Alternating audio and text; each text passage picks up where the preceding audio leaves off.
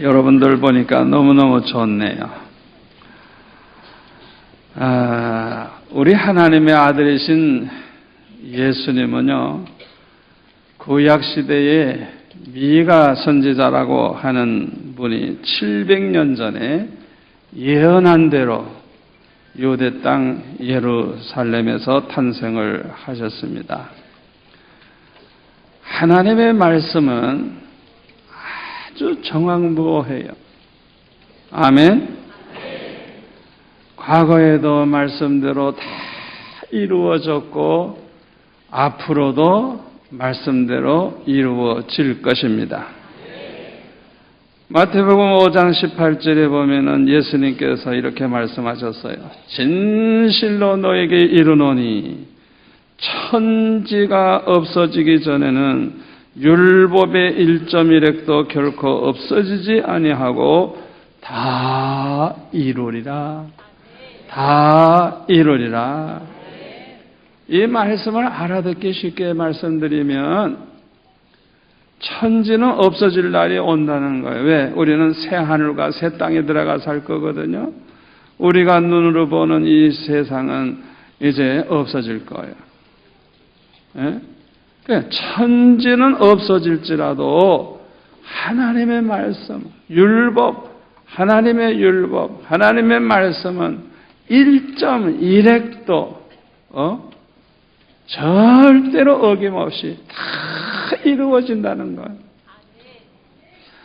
여러분, 그런 믿음 가지고 성경을 보시고 이 성경 말씀을 그대로 이루어진다는 믿음 가지고 성경을 읽으시기를 바랍니다. 베들레헴이라고 하는 말의 뜻은 떡집이라고 하는 뜻입니다. 떡집.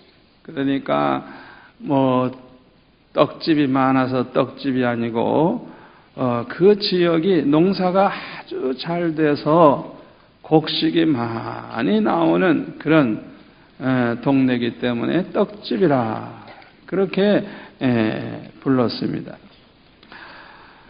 이곳이 바로 다윗의 고향이에요. 그리고 야곱의 아내 라헬이 죽었을 때 바로 이곳에 장사를 지냈어요. 그리고 룻과 보아스가 결혼을 해서 자녀를 낳으면서 산 곳이 바로 이 베들레헴이라고 하는 이 동네입니다. 그런데 성경에 예언된 대로 메시아이신 예수님이 바로 이곳 베들레헴에서 탄생을 하신 것입니다. 그런데 오늘 보면 마태복음 2장 1절에 보면 예수님이 언제 탄생하셨는가를 알 수가 있어요. 뭐라 그랬어요? 헤롯 왕 때에. 헤롯 왕 때에. 예수님이 탄생하신 때가 헤롯 왕이 다스리고 있는 그때라는 거예요. 이 헤롯은 에돔 사람입니다. 그는 로마 황제 시저에 의해서 주전 47년에 유대 총독이 됐고 또 주전 40년에는 분봉왕이 되었어요.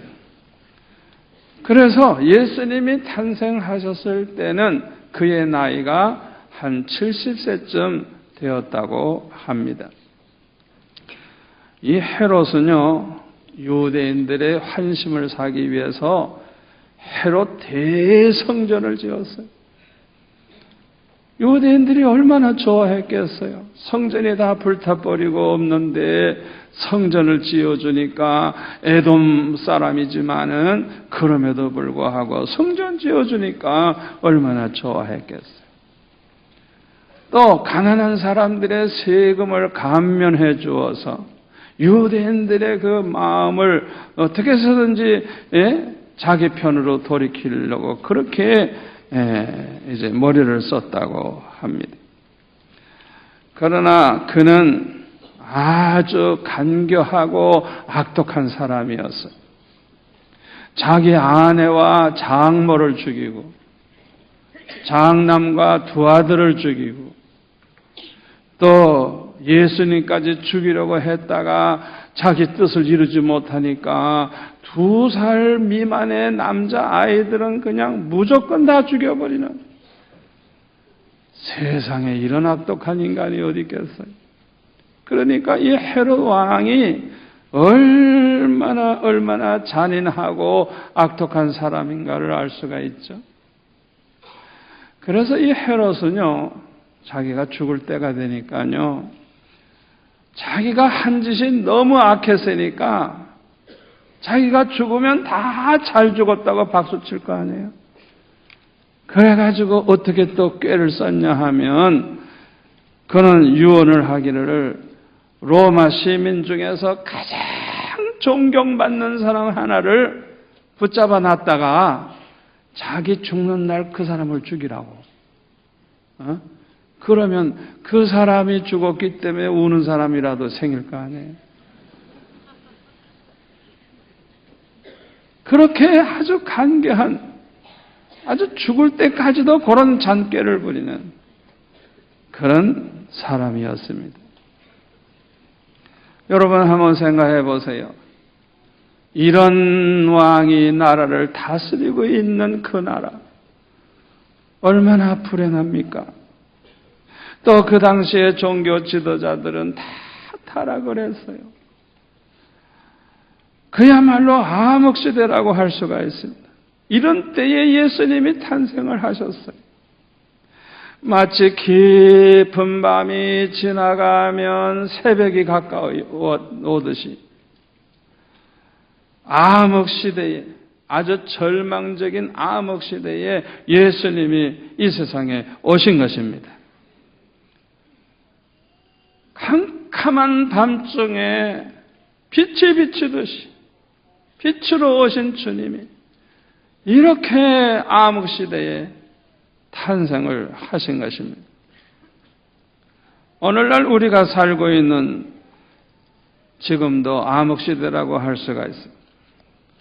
사람들은 과거 어느 때보다도 타락을 해서 제가 볼 때는 소돔 고모라 사람보다 더한 것 같아요.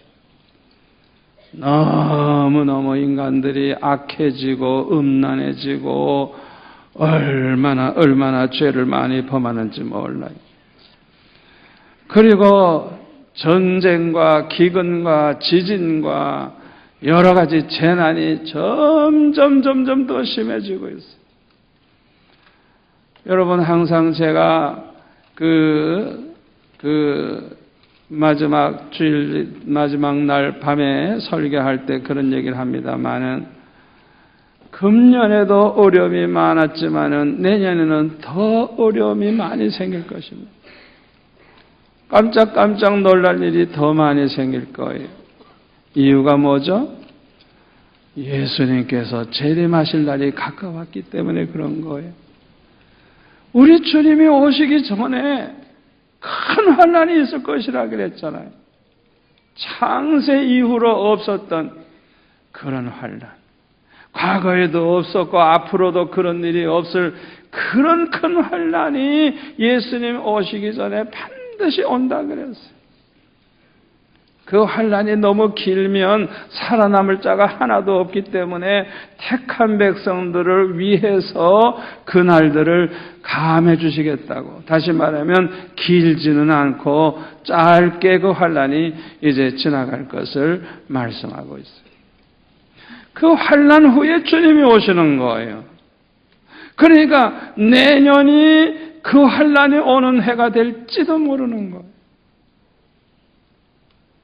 점점 더 환난이 심해지고 더 세상은 살아가기가 어려워지고, 특별히 신앙생활을 하는 저와 여러분은 신앙생활하기가 얼마나 어려워질지 정말 상상할 수가 없어요. 그러나 저와 여러분이 정신을 바짝 차리고 깨어 기도한다고 하면 날마다 우리와 함께 해주시는 주님을 체험하면서 살게 될 줄로 믿습니다. 여러분 광야길을 갈 때 날마다 불기둥 구름기둥으로 인도하시고 날마다 만나와 메추라기로 먹여주시던 그 하나님이 우리와 함께 하시고 날마다 주님이 어떻게 우리를 돌보시는가를 체험하면서 사는 오히려 더 놀라운 은혜 가운데 살게 될 줄로 믿습니다. 그런데 누가복음 2장에 보니까요, 예수님이 탄생하셨을 때 아무도 방을 내어주는 사람이 없어가지고 마구간에서 탄생하셨다고 그렇게 기록이 되어 있습니다. 그리고 누가복음 2장 8절에 보니까 한밤중에 목자들이 양을 지키고 있을 때 갑자기 주의 사자가 나타났어요. 그리고 하나님의 영광, 주의 영광이 두루 비추는 그 모습을 보고 이 목자들은 크게 무서워했다 그랬어요. 그때 천사가 이렇게 말합니다. 무서워하지 말라. 보라, 내가 온 백성에게 미칠 큰 기쁨의 좋은 소식을 너에게 전하노라. 오늘 다윗의 동네에 너희를 위하여 구주가 나셨으니, 예수님 탄생하신 그날에 이런 역사가 일어난 겁니다. 곧 그리스도 주시니라. 너희가 가서 강보에 쌓여 구유에 누여있는 아기를 보리니 이것이 너에게 표적이니라. 이렇게 말을 할 때 하늘에서는 그냥 호련히 천군 천사들이 찬양하는 그런 광경이 이제 벌어지기 시작을 했어요. 그때 찬양의 내용이 나옵니다. 지극히 높은 곳에서는 하나님께 영광이요, 땅에서는 하나님이 기뻐하신 사람들 중에 평화로다 하는 그런 찬양을 하는 것을 보게 되었습니다. 이 어마어마한 광경을 본 사람은 밤을 새면서 양들을 지키고 있던 가난한 목자들 뿐이었어요. 아마 이때쯤 해서 동방 박사들이 예루살렘에 도착했을 것 같아요. 그래서 이 동방 박사들은 마태복음 2장 2절 이하에 보면은 유대인의 왕으로 나시니가 어디 계시뇨? 우리가 동방에서 그의 표를 보고 그에게 경배하러 왔노라 하니까 예루살렘이, 헤롯 왕과 예루살렘이 소동을 했다 그랬어요. 이때 헤롯은 마태복음 2장 4절에 보니까 모든 제사장과 백성의 서기관들을 모아가지고 그리스도가 어디에서 나겠느냐 물으니까 성경에 예언된 말씀을 인용하면서 유대 베들레헴입니다 대답을 했어요.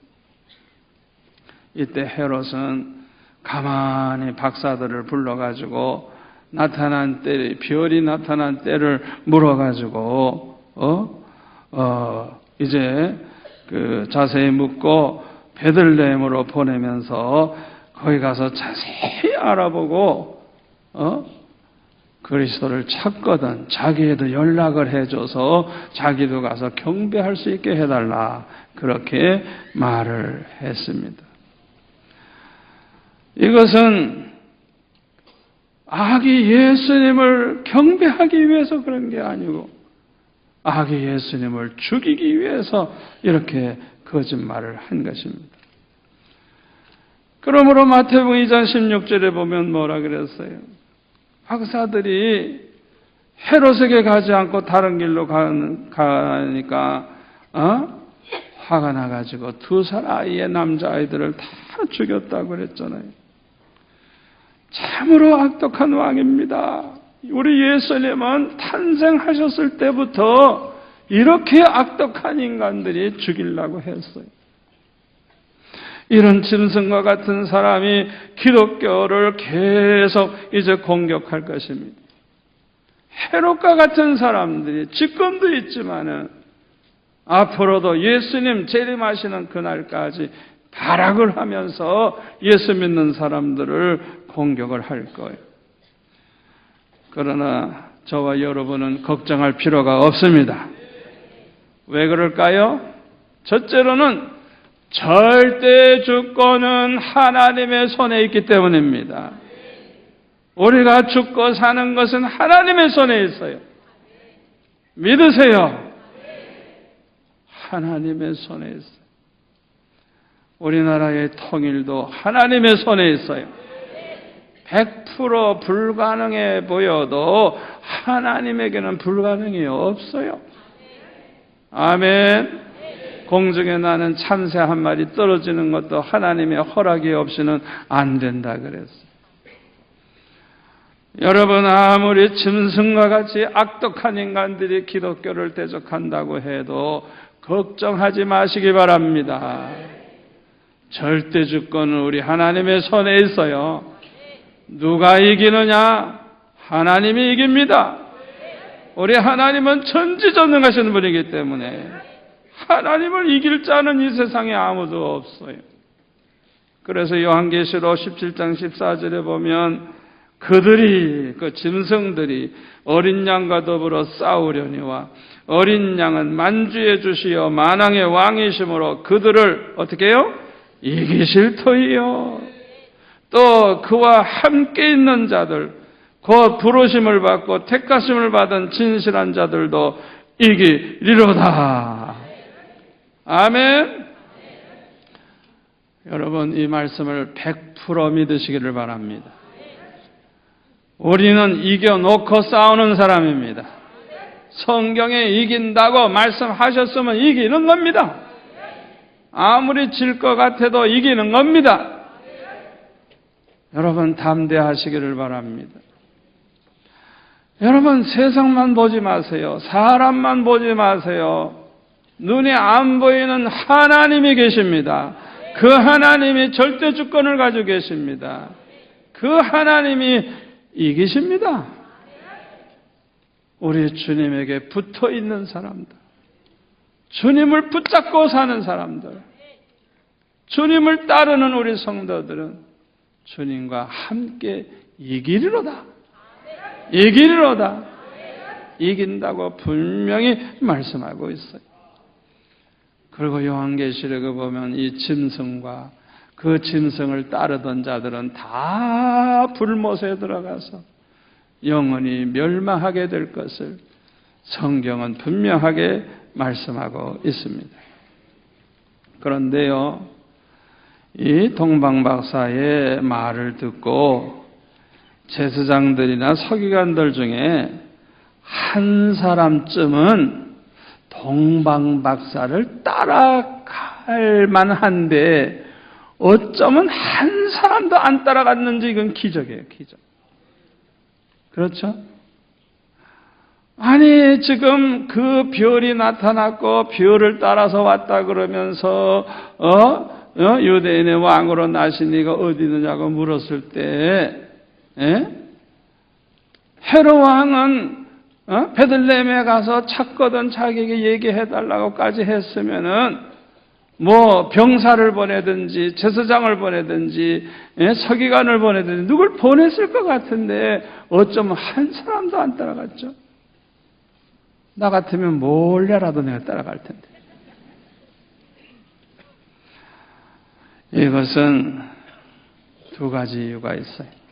하나는 동방박사들의 말을 믿지 않았기 때문에 그래요. 전혀 믿지를 않은 거예요. 두 번째로는요, 무관심 때문에 전혀 관심이 없었던 거예요. 여러분, 이 무관심의 병은 큰 병입니다. 오늘날 이 병에 걸려있는 사람들이 너무나도 많아요. 그래서 하나님의 말씀을 듣고 감동을 받거나 죄를 깨닫고 회개의 눈물을 흘려본 적이 없는 사람들이 너무나도 많아요. 한 번도 주님을 위해서 살겠다는 마음을 가져본 적이 없는 그런 사람들이 얼마나 많은지 몰라요. 여러분, 평생 교회 생활을 해도요, 이런 사람들은 정말 불행한 사람입니다. 평생 교회 생활하면서 한 번도 말씀에 감동을 받지 못하고 한 번도 눈물 흘려 회개해 본 적이 없고 한 번도 주님을 위해서 살아보겠다는 생각을 해본 적이 없는 사람, 전혀 관심이 없는 사람, 세상에 이보다 더 불행한 사람이 어디 있겠어요? 왜 이렇게 되는 줄 압니까? 예수님을 만나지 못했기 때문에 그래요. 주님과 동행하는 삶을 살아본 적이 없기 때문에 그래요. 그러나 동방박사들은 달랐어요. 그들은 갑자기 하늘에 나타난 큰 별을 보자마자 이 사람들은 흥분을 했을 겁니다. 이것은 유대인들이 말하는 그 메시아가 나타난 증거라고 그렇게 생각을 하고 그 메시아를 만나서 경배하기 위해서 먼 여행을 그들은 하게 된 것입니다. 여러분, 그 시대에 그 멀리 여행을 가다가 보면은 도적대를 만나서 죽을 수도 있어요. 그리고 메시아가 어디에 있는지 전혀 몰라요. 그런데 다만 그 별만 바라보고 찾아온 것입니다. 우리는 이 동방박사를 통해서 하나님을 기쁘시게 하는 그런 예배의 태도를 배울 수가 있습니다. 첫째로 동방박사들은 아기 예수님께 경배하기 위해서 모든 걸 다 내려놓고 자기 하던 일, 장사했으면 장사하던 일, 사업이면 사업, 모든 걸 다 내려놓고 심지어는 죽음을 각오하고 먼 길을 찾아왔어요. 다니엘은 기도 생활에 목숨을 건 사람입니다. 죽는다고 할지라도 기도하다가 죽을 생각을 하고 사자굴에 들어간다고 할지라도 그는 기도한 사람이에요. 이 동방박사들은 죽을 각오를 하고 이렇게 먼 길을 찾아온 것입니다. 저와 여러분이 이런 태도로 교회에 나와서 하나님께 예배를 드린다고 하면 반드시 큰 은혜를 받을 줄 믿습니다. 저는 중학교 1학년 때 3가지 결심한 것 중에 하나가 뭐냐? 나는 절대로 예배는 안 빠진다. 무슨 일이 있어도 나는 교회를 꼭 나간다. 그게 첫 번째 결심이었어요.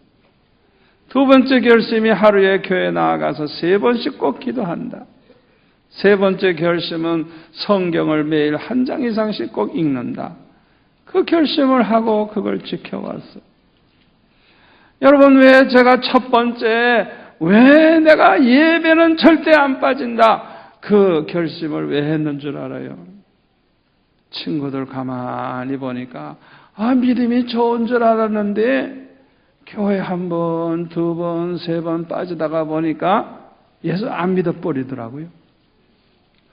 그러나 부족해도 때로는 죄를 범하고 때로는 부끄러운 일이 있어도 변함없이 교회 나오고 변함없이 예배를 드리는 사람은 반드시 은혜 받는 날이 오고 반드시 회복이 되고 반드시 살 길이 열리고, 아멘. 포도나무 가지는 붙어 있기만 하면 사는 거예요. 여러분, 예배에 목숨을 거시기를 바랍니다. 여러분들은 어떤 태도로 오늘 이 자리에 나와 계십니까? 저와 여러분도 하나님이 기뻐하시는 예배를 드리기 위해서 모든 것을 다 포기하고 목숨까지라도 걸 수 있는 성도들이 될 수 있기를 축원합니다. 두 번째로 동방박사들은요, 정성껏 예물을 준비했어요.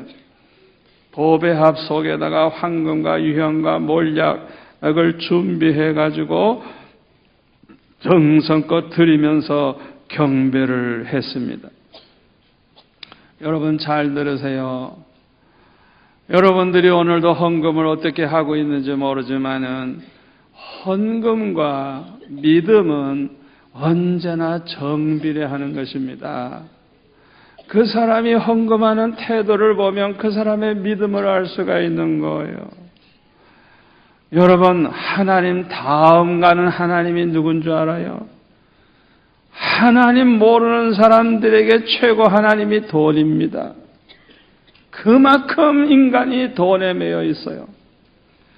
그렇기 때문에 아브라함이 독자 이삭을 포기하고 하나님 바치라고 할 때 바친 것처럼 하나님을 위해서라고 하면 독자 이삭을 아낌없이 바치는 마음으로 내가 물질을 하나님 앞에 바친다고 하면 그 사람의 믿음은 아브라함과 같은 믿음이에요. 아멘. 헌금은요, 믿음과 정비례하는 거예요. 우리가 하나님 앞에 어떤 자세로 어떤 마음으로 헌금을 하느냐가 굉장히 중요해요. 그러니까 헌금을 보면 믿음을 알 수가 있고 또한 그 사람이 얼마나 은혜 받은 사람인가를 알 수가 있는 거예요. 고린도후서 8장 1절에 보면은 마게도냐 교회가 참 대단한 교회예요.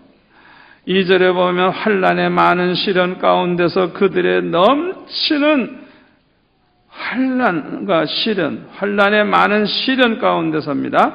그들의 넘치는 기쁨과 극심한 가난이 어떻게 해요? 그들의 풍성한 연보를 오히려 어떻게 해요? 넘치도록 하게 하였다 그랬어요. 내가 증언하노니, 사도 바울이 증언한다 그랬어요.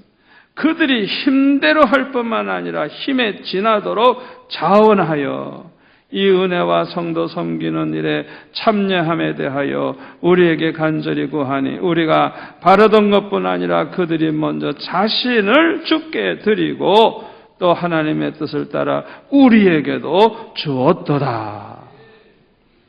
사도 바울이 마게도냐 교회를 이렇게 칭찬하고 있어요. 그런데요, 고린도후서 9장 5절 이하에 보면은 사도 바울이 말하는 헌금의 태도, 우리가 가져야 될 헌금의 태도를 이렇게 말하고 있어요. 그러므로 내가 이 형제들로 먼저 너에게 가서 너희가 전에 약속한 연보를 미리 준비하게 하도록 권면하는 것이 필요한 줄로 생각하였노니 이렇게 준비하여야 참 연보답고 억지가 아니니라.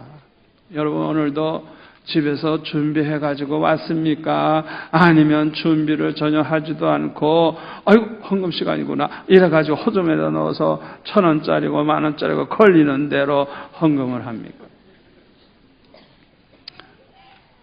그러니까 형식적으로 그냥 헌금하는 사람이 있죠. 참 연보다운 연보. 그거는 벌써 집에서부터 벌써 작정하고 준비해서 아예 봉투에 다 이렇게 준비를 해가지고 그렇게 정성껏 해야 올바른 그런 연보라는 거예요. 자, 그 다음에 뭐라 그랬어요? 8절에 이것이 곧 적게 심는 자는 적게 거두고 많이 심는 자는 많이 거둔다 하는 말이로다. 각각 다 같이 한번 읽을까요? 각각 그 마음에 정한 대로 할 것이요 인색함으로나 억지로 하지 말지니 하나님은 즐겨내는 자를 사랑하시느니라. 아멘. 아멘. 각자 마음에 정한 대로 하래요. 정한 대로. 정한 대로. 믿음으로 정하세요. 지금은 돈이 없지만은 아버지 나는 이렇게 헌금하기를 원합니다. 자기의 믿음 따라서 마음의 작정을 하는 거예요. 결정을 하는 거예요. 그래서 여기 마음에 정한 대로 한다는 것은 자기 믿음대로 하는 거예요. 믿음대로. 절대로 인색함으로 하거나 억지로 하지 말래요. 그 다음에 즐겨내는 자를 하나님이 사랑하시느냐. 즐겨내는, 아주 즐거운 마음으로 기쁨으로 그렇게 드려야 된다는 거예요.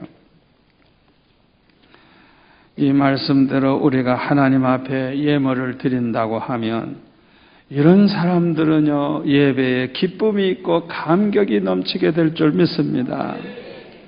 세 번째로 동방박사들은 순종의 사람들이었습니다. 마태복음 2장 12절에 보니까 그들은 꿈에 헤롯에게로 돌아가지 말라 지시하심을 받아 다른 길로 고국에 돌아가니라. 동방박사들은 별의 인도함을 따라갔고 또 하나님의 말씀에 순종을 한 사람들입니다. 우리가 하나님의 말씀인 성경을 잘 알고 또 은혜로운 설교를 통해서 말씀의 지식이 더해지는 것은 아주 큰 축복이에요. 축복이에요. 저는 요새 우리 이규원 목사님 오신 다음에 은혜는 내가 혼자 다 받는 것 같아요. 얼마나 은혜로운지 말씀 하나도 그냥 버릴 게 없고 하여튼 나는 그냥 듣고 또 듣고 또 듣고 또 듣기로 아주 작정을 했어요. 얼마나 좋은지. 그런데 한 가지 걱정이 생겼어요. 그게 뭐냐 하면 그냥 시간마다 그냥 그 풍성한 은혜로운 말씀을 그냥 저렇게 그냥 소낙비 그냥 부어 내리듯이 그냥 말씀을 그렇게 나누어 주시는데 너무 그냥 지식이 많아져가지고 머리통이 이렇게 커지게 생겼어요. 너무 말씀의 지식이 넘쳐가지고 뭐가 고민인 줄 압니까? 우리가 이렇게 말씀의 지식을 갖는 것은 좋은데 행함이 없으면 그 지식이 사람을 교만하게 만든다고 고린도전서 8장 1절에 보면 말씀하고 있어요. 지식은 교만하게 하며 사랑은 덕을 세우나니. 여러분, 행함이 없는 지식은요 교만하게 만든대요. 교만하게. 예? 그냥 너무 아는 게 많아.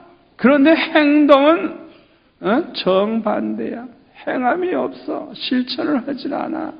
아는 것만 자랑을 해. 그래가지고 아주 교만한 인간이 되어버리는 거.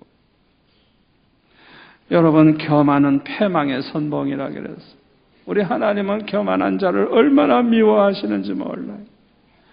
그러니까 제가 걱정이 태산 같아요. 지금 그렇게 좋은 말씀을 많이 전하시는데 그 말씀대로 살려고 하면 얼마나 많은 노력을 해야 되고 얼마나 힘써야 되는지 모르는데 그것도 모르고 그냥 듣기만 하고 그냥 아멘 하기만 하고 그렇게 넘어가면 어쩌나 그게 걱정이 돼요.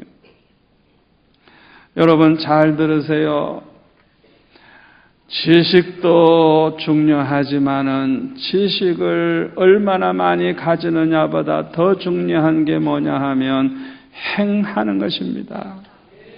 말씀에 대한 지식도 있어야 되지만은 그 말씀의 지식을 따라 행하는 것, 말씀대로 순종하는 게 더 중요합니다. 순종하면 산 믿음이 되고 순종하면 하나님을 기쁘시게 하고 순종하면 하나님의 축복을 받게 돼 있어요. 들어와도 나가도 손으로 하는 모든 일에 복을 받게 돼 있어요. 또 한 가지는 하나님의 말씀을 듣고 깨달아 아는 순간에 변화가 되어야 되는 거예요. 사람이 달라져야 되는 거예요. 말하는 게 달라지고 생각하는 게 달라지고 행실이 달라지고 삶이 달라지고 인생관이 달라지고 가치관이 달라지고 예수 믿는 태도가 달라지고 여러분 이 변화가 얼마나 중요한 줄 알아요? 너무너무 중요한 거예요. 어떤 사람은 열심도 있고 아는 것도 많고 똑똑한데 성질은 말고기 같아. 얼마나 질기고 얼마나 맛없는 집을. 웃는 사람 이상하다.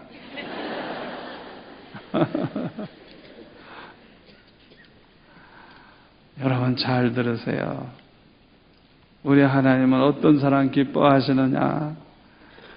하나님 말씀에 무조건 순종하는 사람, 행함이 있는 사람, 그리고 변화가 있는 사람, 이런 사람을 하나님이 기뻐하시는 것입니다. 저와 여러분은 목숨 걸고 어떤 희생을 무릅쓰고라도 예배에 참여하는 성도가 되시기를 축원합니다.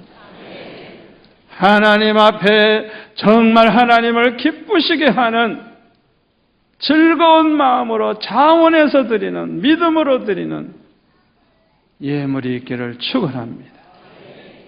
그리고 말씀을 많이 듣든지 적게 듣든지 행하는